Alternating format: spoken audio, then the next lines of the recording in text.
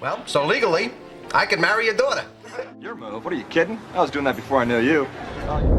Hi, my name is Edward, and welcome to Screen Legends, the channel where we revisit the shows and movies that shaped who we are, and find out what happened to the people who made them unforgettable.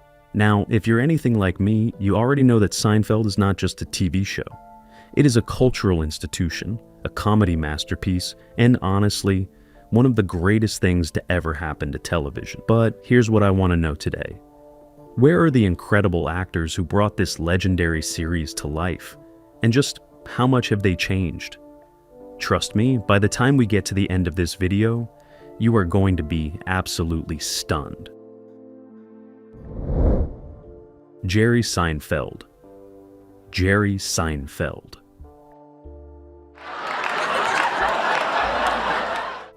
Jerry Seinfeld was born on April 29, 1954, in Brooklyn, New York, and raised in Massapequa, Long Island. He played the character of Jerry Seinfeld in the series, a fictionalized version of himself, a stand-up comedian living in a Manhattan apartment who somehow managed to turn the most mundane situations into comedy gold.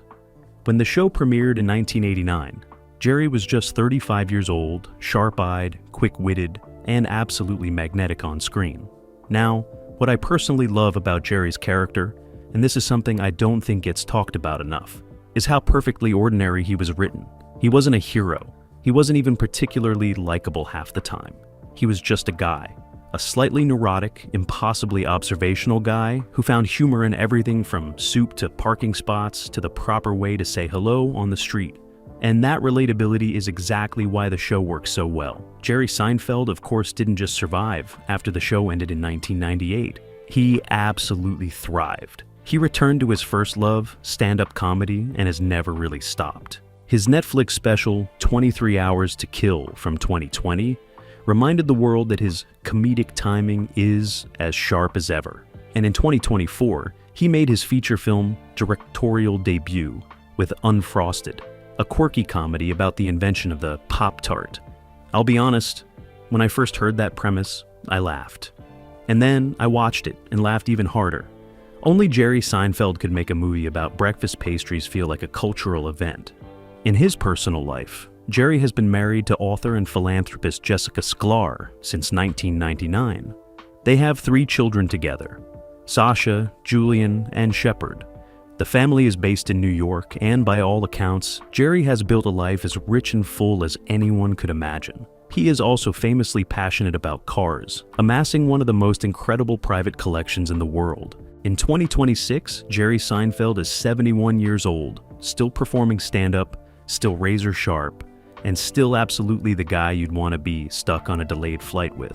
The man has aged like a fine cup of coffee, strong, reliable, and impossible to ignore. In both cases, I believe I was correct. Julia Louis-Dreyfus, Elaine Benes.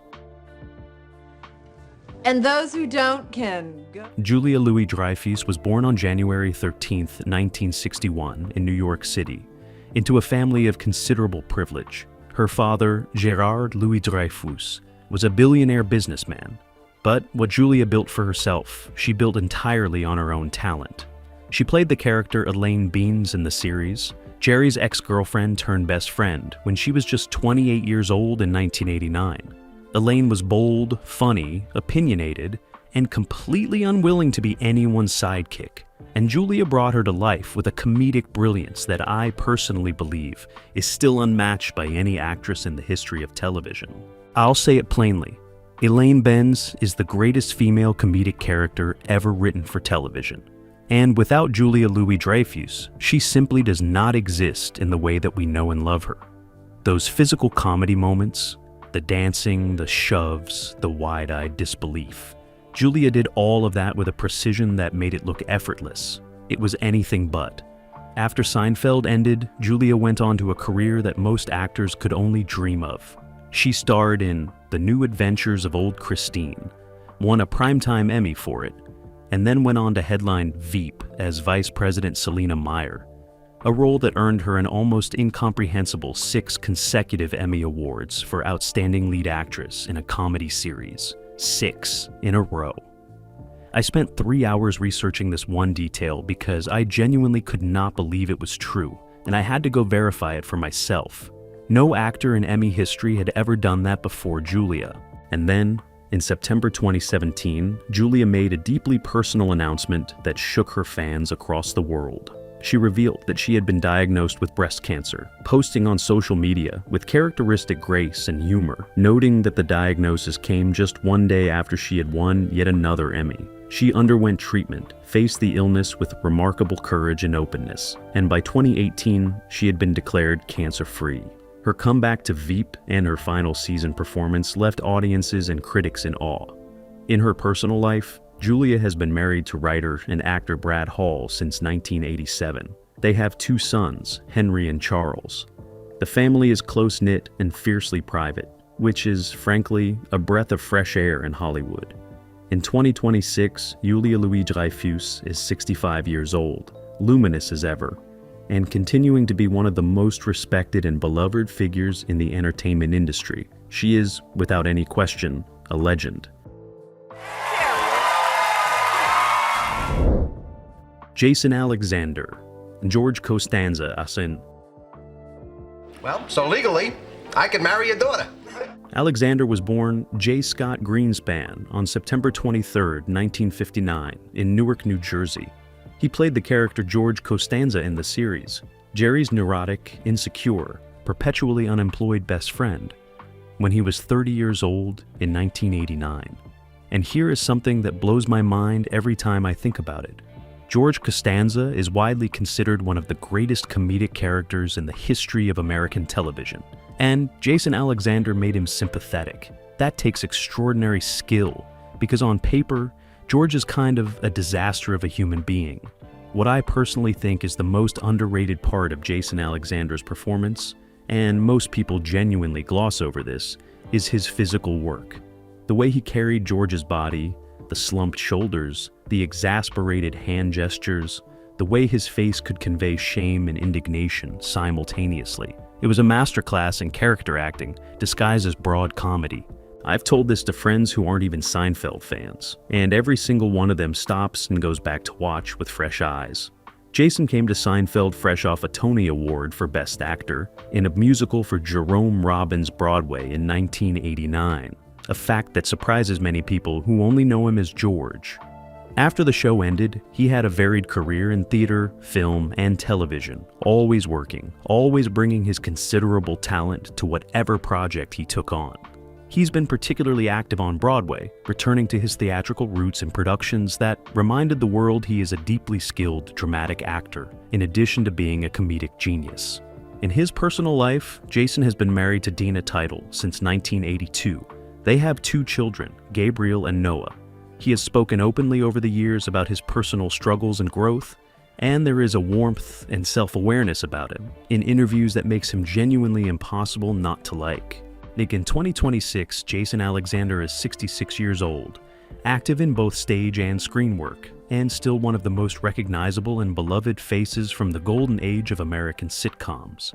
George Costanza may have been a man who never quite figured his life out, but Jason Alexander absolutely has. Sometimes, as I watch Last Week Tonight. Michael Richards, Cosmo Kramer. Michael Richards was born on July 24, 1949, in Culver City, California. He played the character Cosmo Kramer in the series, Jerry's eccentric rubber-limbed, get-rich-quick scheming neighbor, when he was 40 years old in 1989. And I want to say this clearly and without any hesitation. Cosmo Kramer is one of the most physically original comic creations in television history. The way Michael Richards moved through a scene, those explosive entrances through Jerry's apartment door, the way his entire body seemed to operate on a completely different frequency from every other human being, was something you genuinely could not write or direct. It came entirely from Michael Richards himself. This is the part where, every single time I tell this story, I get goosebumps. And I've told it probably 100 times. During the production of Seinfeld, Jerry Seinfeld has said in interviews that he would frequently just watch Michael Richards work from the side of the set, unable to fully believe what he was witnessing. Jerry Seinfeld, a man who has made his entire life about the perfection of comedy, was regularly left speechless by his own castmate. That tells you everything you need to know. Now, I would be doing this story a disservice if I didn't address what happened after Seinfeld ended. In November 2006, at a stand-up performance at the Laugh Factory in Los Angeles, Michael Richards made deeply offensive and racist remarks toward members of the audience. It was a moment that shocked everyone and caused enormous damage to the audience members who were targeted, to the public, and to Michael's own career and reputation. He issued apologies, including a public appearance on David Letterman's show alongside Jerry Seinfeld, but the fallout was severe and long-lasting. What followed was years of reflection, withdrawal from the public eye, and by his own accounts, a long and difficult personal reckoning. In his 2024 memoir, Entrances and Exits, Michael Richards wrote with disarming honesty about the incident, his shame, his process of trying to understand himself, and his journey toward accountability. It is a remarkably candid book, and whatever your feelings about what happened, the honesty of his reflection is undeniable. Born in Culver City, Richards served in the United States Army before pursuing comedy and acting. He was married to Kathleen Lyons from 1974 to 1993, and they have a daughter, Sophia.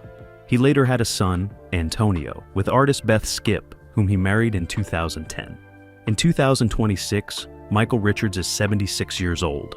He lives a largely private life, has spoken about finding peace and purpose, and remains one of the most singular physical comedic talents the world of television has ever seen. Kramer will always be iconic, and the man behind him, complicated, human, and still searching, is a story far more layered than the character ever was. Back in 2006, and it happened at a comedy. Wayne Knight. Newman. This in 1978. I put a deposit down. Wayne Knight was born on August 7, 1955, in New York City, and raised in Carrollton, Georgia. He played the character Newman, Jerry's nemesis, postman, and the walking embodiment of petty antagonism, when he was 37 years old, when he became a recurring presence in the series from 1992 onward. And honestly, Newman might be the most perfectly cast supporting character in the history of television. Wayne Knight brought such gleeful, unapologetic villainy to that role that every single time Jerry uttered the word Newman, with that barely contained disgust, audiences everywhere burst out laughing. Before Seinfeld made him a household name, Wayne Knight had already demonstrated his range with a memorable appearance in Oliver Stone's JFK in 1991, and he went on to terrify an entire generation of children as Dennis Nedry in Steven Spielberg's Jurassic Park in 1993. The man has range, from comedy to thriller, and he does both brilliantly. After Seinfeld, Wayne continued to work steadily in film and television, with voice work, guest appearances, and recurring roles keeping him busy throughout the 2000s and 2010s. He also made headlines in 2015 when rumors of his death spread rapidly across social media. Thankfully, completely false, as Wayne himself confirmed with good humor on Twitter. In 2026, Wayne Knight is 70 years old, living happily and still working in the industry. He remains one of the most warmly remembered supporting players from the Seinfeld era, and the mere mention of his character's name still makes people smile, or groan, depending on how you feel about mail delivery. But I have not been the same. Estelle Harris. Estelle Costanza.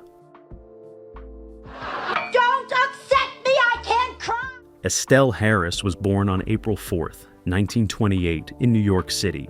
She played the character Estelle Costanza, George's volcanic, hilariously overbearing mother, when she was 64 years old when she first appeared in the series. And I have to tell you, every single scene Estelle Harris shared with Jerry Stiller as her on-screen husband, Frank Costanza, was pure comedic lightning. The shrieking, the guilt, the theatrical suffering. Estelle Harris made it all feel utterly real and impossibly funny at the same time. Beyond Seinfeld, Estelle Harris had a rich career in voice acting, most notably as the voice of Mrs.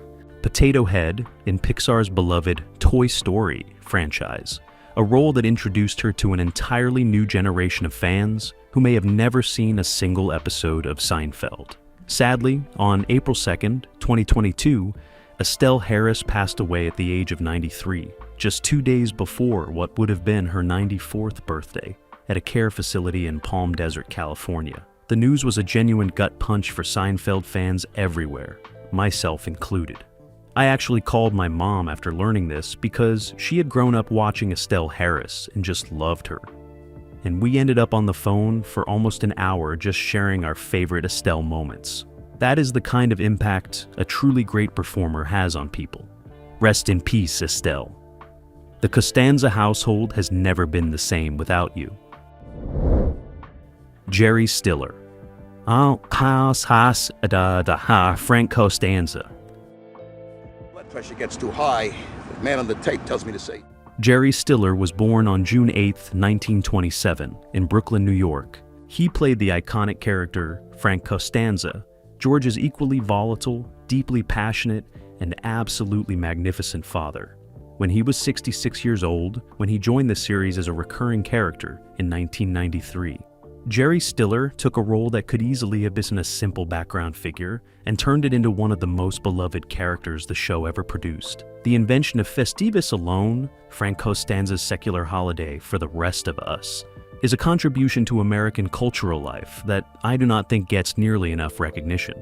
Jerry Stiller came from a long career in comedy, famously partnering with his wife Ann Mira in the comedy duo, Stiller and Mira, one of the most celebrated acts in American comedy history.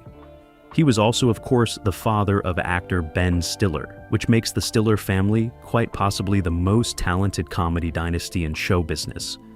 Sadly, on May 11th, 2020, Jerry Stiller passed away peacefully of natural causes at the age of 92.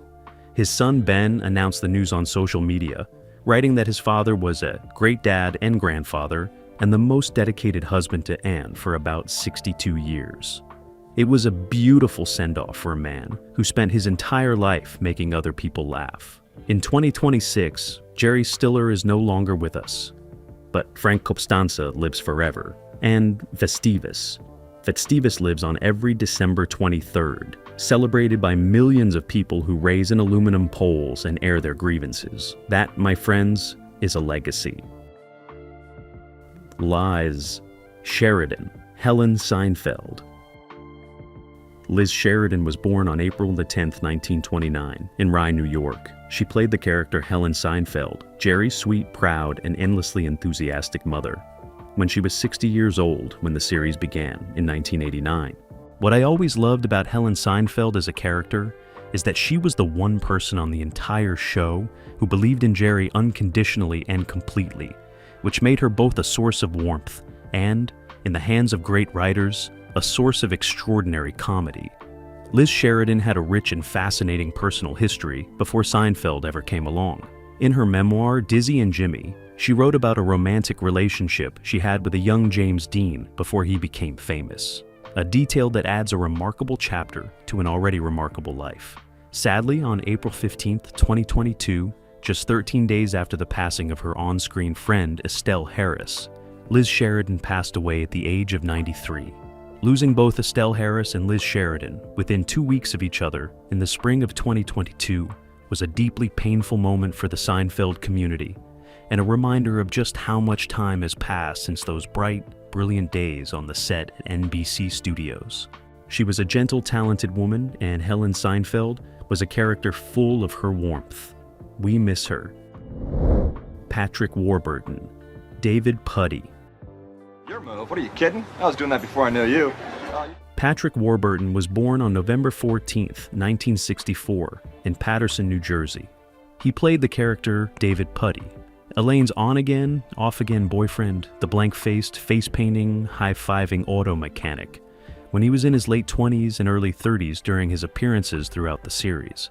And here is my completely personal and unapologetic opinion. David Puddy is the greatest recurring character in the history of Seinfeld. Yes, I said it. The man said more with one expressionless stare than most actors say with a 5-minute monologue.